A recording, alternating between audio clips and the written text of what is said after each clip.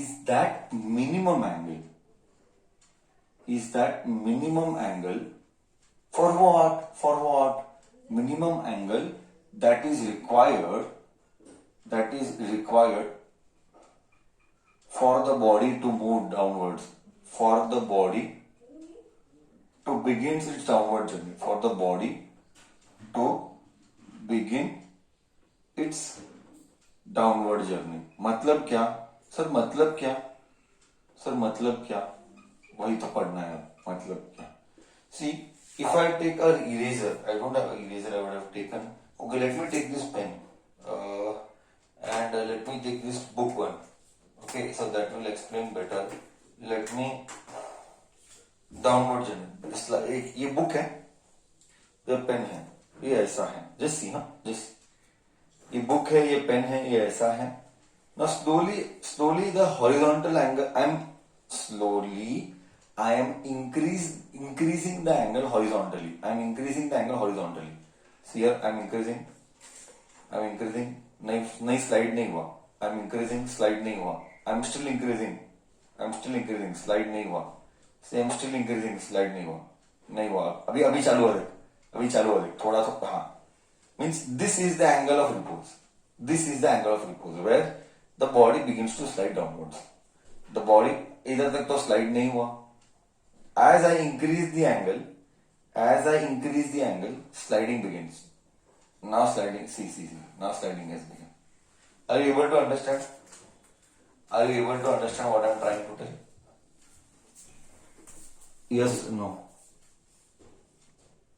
The minimum angle that is required for the body to begin its downward journey or slide downwards. Downward journey यानी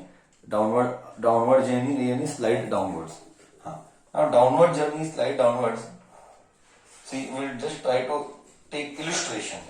We'll try to take an illustration. Now real challenge starts. Dealing with forces, FBD.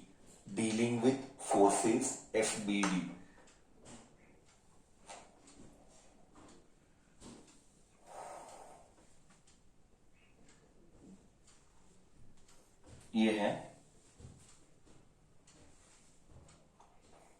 Okay. Now see, you remember what I had told. You remember I had told that a reaction will not. Let me take that angle as phi. This angle is phi. I had told I am taking this angle as phi. Remember me telling that this is very important now. This is star mark. How to deal with forces. Concept ठीक है. Concept star mark नहीं है. How to deal with forces. That is star mark here. बहुत सारे problem across the year तो इसके ऊपर करेगा. बहुत सारे across the year. Okay. Now just see here. I am applying this is the horizontal, making an angle of phi. Now at this point body begins to slide. Remember me telling you that always reaction is not mg. This is the proof. You better, I told you not to miss the starting part. It will be very costly. This is very important. First make concept very clear. It's all about concepts. Okay. Weight always acts downwards. I repeat, weight always acts downwards. Make your concepts thorough. These are called making your concepts thorough. Weight always acts downwards. Reaction always acts at 90 degree. Reaction or normal force always acts at 90 degree. Now let us try to understand what this means. इसका मतलब ध्यान से सुनना. इसका मतलब ये जो है ये डाउनवर्ड mg होगा. बट क्या रिएक्शन एग्जैक्टली ऊपर होगा? At 90 degree to the surface. ये 90 डिग्री होगा. ओके. तो ये क्या ऊपर लू? क्या मैं इसको हॉरिजॉन्टल वर्टिकली ऊपर लू क्या? Let me see what you reply. क्या मैं इसको ऊपर लू? हाँ या ना? नो. रॉन्ग होगा. Very good. नो, रॉन्ग हो जाएगा. तो रिएक्शन आएगा इस तरफ, क्योंकि reaction always acts 90 degree to the surface. Reaction always acts 90 degree to the surface. अब बोल, क्या रिएक्शन mg लिखेगा? बिल्कुल नहीं. रिएक्शन mg नहीं लिखेगा, एक्शन रिएक्शन, अभी ये रिएक्शन इधर है, ये रिएक्शन डाउनवर्ड है, रिएक्शन का इधर आना है, dot dot dot dot, just dot dot dot dot dot dot dot dot dot dot dot dot dot dot dot dot dot dot. Now that is what I told you. This is star mark. Why did I do this star mark? Because now concepts are going to be in depth. Now thoda thoda you will get a feel how things are happening. Okay. Till here everyone is clear. Do not write R is mg. Nah. Do not write R is mg. It is wrong. It is applicable only when the angle is zero. If the angle is not zero. Now I have a small doubt. अगर ये mg है तो ये क्या है और ये क्या है, ये क्या है और ये क्या है. I just want to take your concept, make your concept थोड़ा. अगर ये mg है, ओके जाने दे, मैं बताता हूं. परमानेंट मेमोरी में फिक्स कर देना, नेक्स्ट टाइम कोई कंफ्यूजन नहीं चाहिए, वेरी क्लियर. मैं बोला था across the year I will tell 1000 things. तो परमानेंट मेमोरी में फिक्स कर देना कि ये कैसा आएगा और क्या आएगा. ओके अगर ये फाइ है तो as per geometry, I am not here to explain geometry. You better revisit your 10th standard if you are struggling. I can not explain this. अगर ये फाइ है तो ये फाइ है, अगर ये फाइ है तो ये फाइ होगा. ओके कॉमन सेंस है. ये ऐसे था, ये वर्टिकल है, ये ऐसा मैं आ जाता हूं, ये वर्टिकल है, ये हॉरिजॉन्टल है. ओके अगर ये एंगल बढ़ा तो ये भी एंगल बढ़ा. अगर ये एंगल फाइ उठा, सी अगर ये हॉरिजॉन्टल एंगल फाइ हुआ तो ये भी यहां से फाइ बेंड हुआ ना, ये भी यहां से फाइ बेंड हुआ. करेक्ट. स्टिल आई एक्सप्लेन, नहीं करना चाहिए बट तो भी मैं एक्सप्लेन किया हूं. करेक्ट ना. डू यू एग्री और नो? वो एंगल फाइ है, डू यू एग्री और नो? ज्योमेट्री नॉलेज से किया मैंने. Now you use the knowledge of resolution of vector. अगर इधर now you use the knowledge of resolution of vector. अगर इधर mg है, ये फाइ है, you know very well resolution of vector में थीटा के बाजू हमेशा mg cos थीटा आएगा और थीटा के सामने इधर आएगा mg sin phi. Anybody has confusion till here? बिल्कुल आना ही नहीं चाहिए. हमने रेजोल्यूशन ऑफ वेक्टर पढ़ा है वेयर वी टोल्ड अगर इधर mg है तो एंगल के बाजू cos और एंगल के सामने sin. बोल इधर तक सबको गया, इधर तक सबको गया. कोई डाउट किसी को? ओहो सर ऐसा क्या, मतलब रिएक्शन क्या है वो आएगा. अभी देख बॉडी जब नीचे स्लाइड करेगा, body slide, what is angle of repose? The minimum angle required. तो बॉडी का इंटेंशन ऑफ मोशन किस तरफ है?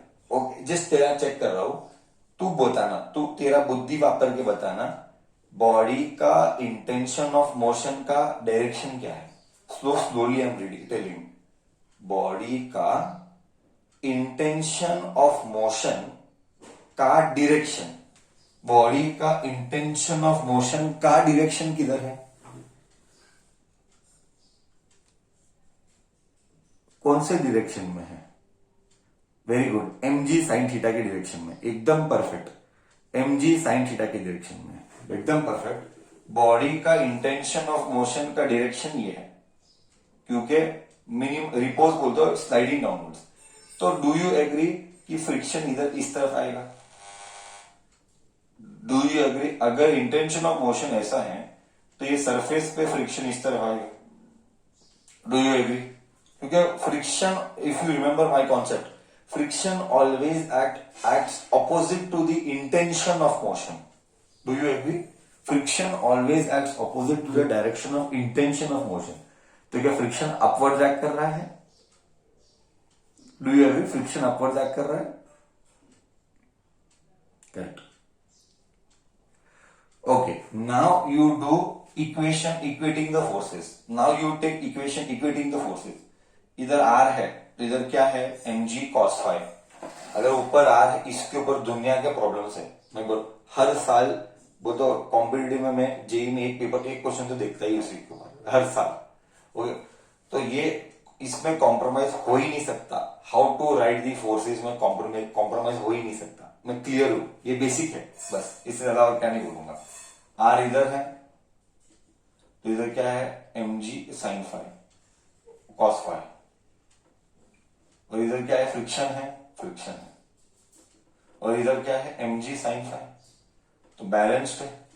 बैलेंस कब होगा, एक मिनट, बैलेंस कब है वो भी क्लियर कर दे, पहले कॉन्सेप्ट क्लियर कर। बैलेंस कब है, बैलेंस तभी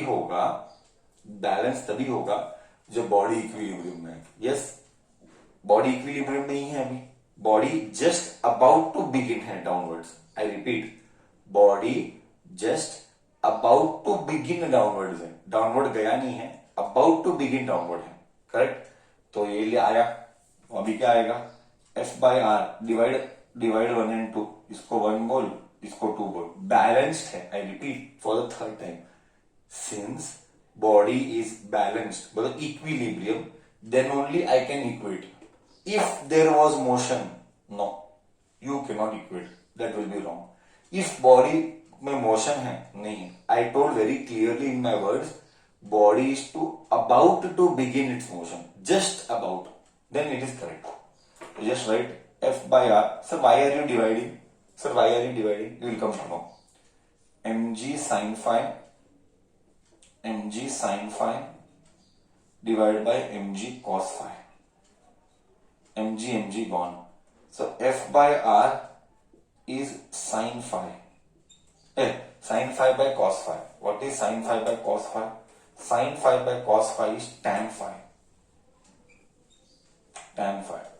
Okay. But f is what? Static friction. What is static friction? देख क्या फील आएगा, देख. What is static friction? F is mu r. Therefore F is mu r. F is mu r divided by r. R cut. What did you get? Tan phi is mu. Oh ho. मतलब coefficient of static friction, इसको इधर ले, phi will be tan inverse of mu, means tangent, tan inverse है ना, करके ना, tan, in short मैं English में पढ़ता हूं लिखने के बदले, मतलब अगर तुझे कोएफिशिएंट ऑफ फ्रिक्शन पता है, बोथ आर इंपॉर्टेंट। अगर तुझे कोएफिशिएंट ऑफ फ्रिक्शन पता है तो तू एंगल ऑफ रिपोज भी निकाल सकता है। इसी के ऊपर क्वेश्चन आएंगे। I repeat for the second time, if you know coefficient of friction then you can find out angle of repose, और उल्टा, if you know angle of repose, tangent of the angle of repose will give you coefficient of friction. मेरा intention यही था, मेरे को यही derive करना था। Anyways, concept is clear to you, and how to deal with forces also, is it clear to you? How to deal with forces also, it is clear to you? I am telling this is basic. अभी तूने level देखा ही नहीं है क्या होना चाहिए, ये basic है। हाँ।